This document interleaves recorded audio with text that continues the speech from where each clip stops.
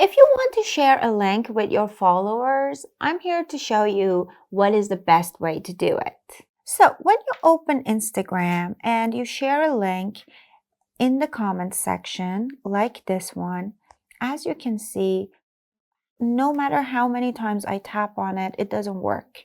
So the best way to share a link with my followers is to put it on my profile in the bio section. To do so, I tap on this option, Edit Profile. And as you can see, here I have the links option. If you tap on Add Link, here it says you can add link or add a WhatsApp link. Now I want to add a different link, so I just paste the URL here and I just give it a title like my favorite music.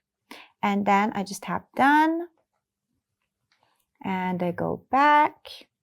And here, as you can see, I have added the link. So anyone who sees my page, they can tap on this link and it will take them straight to YouTube so they can see my favorite music video. Don't forget to like and subscribe.